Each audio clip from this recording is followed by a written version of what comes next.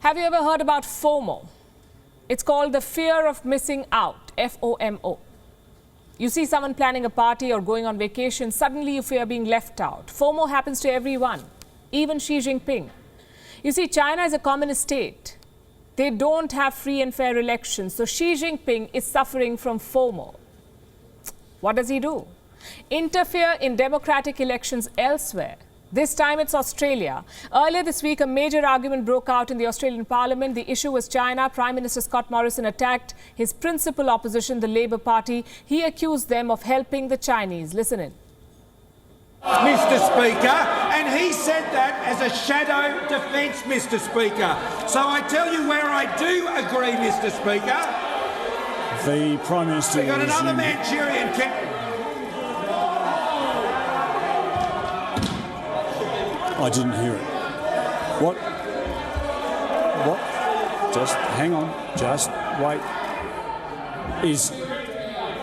Just everybody calm down for a moment. That's a strict no in Parliament. Morrison called the Deputy Labour leader a Manchurian candidate. What does that mean? Basically, a politician who is working for the enemy. For example, if a US senator is on Russia's payroll or a Russian oligarch is a CIA spy, the idea is to destroy a country from within. Are Manchurian candidates real? It's a bit of a stretch. Politicians running for office are subjected to intense background checks and scrutiny. Having said that, allegations do pop up. Henry Kissinger was called a Manchurian candidate in 1975. This was after he brokered the US-China normalization. So was Donald Trump. But these charges were never proved. They were made up by political rivals. Chances are this one is also the same. Australia's federal elections are slated for the month of May. Prime Minister Scott Morrison is facing multiple domestic challenges. His economy is struggling, his lockdowns have hurt livelihoods, and his party is trailing in the opinion polls. So Morrison desperately needs a win, and nothing sells more than national security. Does that mean that China is innocent? Far from it. They may not be a Manchurian candidate, but Chinese interference is certainly a fact. Australia's top security agency has admitted it. Last week, they published a damning report on the 2019 elections. I'll show you the major takeaways. Number one, a foreign power tried to fund political campaigns in Australia. Number two, this plot was led by a so-called puppeteer. And number three, if elected, these candidates would relay information to foreign agents. Now, this report is like a spy novel. It does not name the foreign power or the puppeteer, but some Australian legislators have made up their mind. They think the puppeteer is this man, Chinese-Australian businessman Chow Chak Wing. Does he fit the bill? We'll lay out the facts for you and you can decide. Since 2004, Chow has donated $4 million to politicians plus $45 million for Australian universities. He has the clout and the pockets. Chow was also accused of bribing Australian politician John Ash. Who gave him that order? According to Australian MPs, it was China. On his part, Chow denies all of these charges. He calls himself a businessman and a philanthropist. Maybe he is.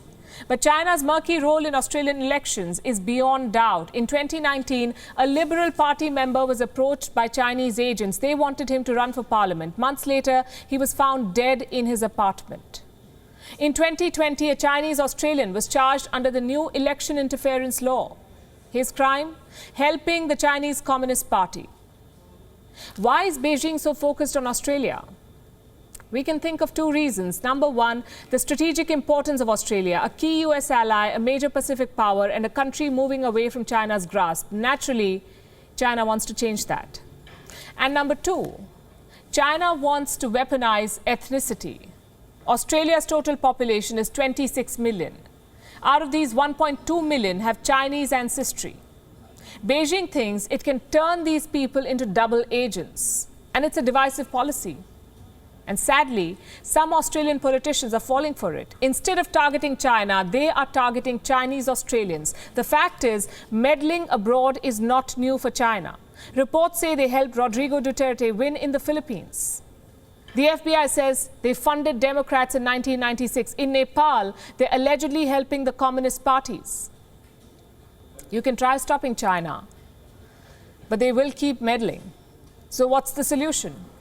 Bipartisan opposition to China. That's the only way forward. Parties must stop weaponizing national security. Instead, they must synchronize policies. I'll give you the example of US. Joe Biden is continuing most of Donald Trump's China policies. The fact is, he's expanding them. Australia must do the same. Taking on China is not a partisan issue anymore. It is a national and global interest. WION is now available in your country. Download the app now and get all the news on the move.